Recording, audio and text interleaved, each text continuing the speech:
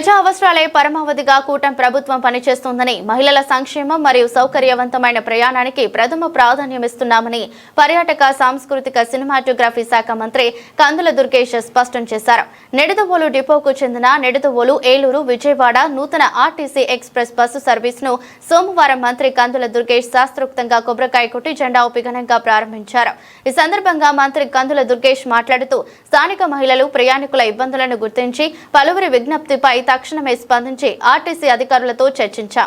ప్రయాణికులకు ముఖ్యంగా స్త్రీ శక్తి పథకం ద్వారా ఉచితంగా ప్రయాణించే మహిళా మనులకు ఈ సర్వీస్ ఎంతో సురక్షితమైన, వేగవంతమైన రవాణా సౌకర్యాన్ని అందిస్తుందని తెలిపారు. ఒక వరంగా అందించారు. ఇవాళ పేద వర్గాలకు చెందినటువంటి మహిళలు కానీ, దివ్యాంగులు కానీ, ట్రాన్స్జెండర్స్ కానీ, వారు ఎవరైనా సరే ఏ ప్రాంతానికైనా సరే ఒక వ్యాపార నిమిత్తం కానీ, వేడుకల నిమిత్తం కానీ, పిల్లల్ని చూసి రావడానికి, వాళ్ళ యోగక్షేమాలు తెలుసుకోవడానికి, వాళ్ళ స్కూళ్ళ దగ్గరికి వెళ్ళడానికి కానీ పూర్తిగా ఉచితంగా ప్రయాణం చేసేటువంటి మహత్తర అవకాశాన్ని కూటమి ప్రభుత్వం ఈ రాష్ట్రానికి అందించింది. ఇవాళ దానివల్ల మహిళల మొహాల్లో చిరునవ్వు కనబడతా ఉంది.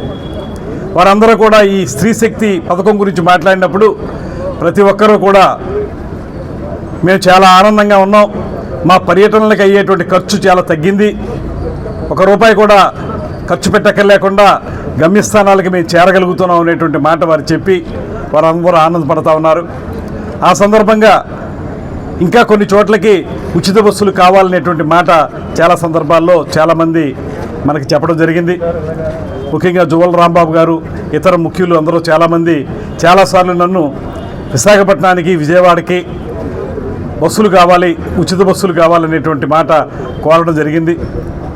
అదేవిధంగా చాలామంది నాకు వాట్సాప్లో నేను రెస్పాండ్ అవుతాను కాబట్టి నాకు చాలామంది వాట్సాప్లో కూడా పెట్టి మీరు ఎటువంటి పరిస్థితుల్లో మాకు కొన్ని ఏరియాలకు ఇంకా బస్సులు పెంచాలనేటువంటి మాట చెప్పారు. అయితే ఉన్నటువంటి పరిమితుల్ని దృష్టిలో పెట్టుకుని నేను ఆర్ఎం గారితో రెగ్యులర్గా మాట్లాడుతూ ఉన్నాను. ఇవాళ నాకు చాలా ఆనందంగా ఉంది.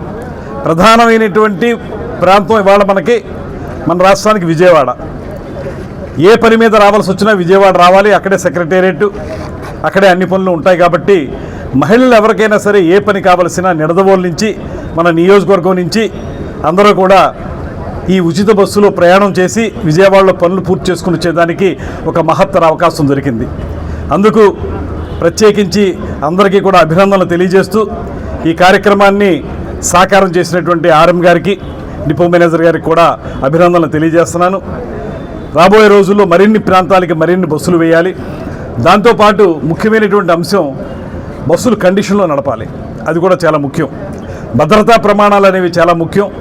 దానికోసం బస్సుల్ని కండిషన్లో నడపడం, అదేవిధంగా అంతరాయం లేకుండా బస్సులు నడపడం, నిరాఘాటంగా కొనసాగించడం అనేది చాలా ముఖ్యం. ఈ సర్వీస్ని అందరూ ఉపయోగించుకుని మీ పనులు చక్కబెట్టుకోవాలని మనస్ఫూర్తిగా కోరుకుంటూ అందరికీ మరొకమారు ధన్యవాదాలు తెలియజేస్తూ సెలవు తీసుకుంటాం.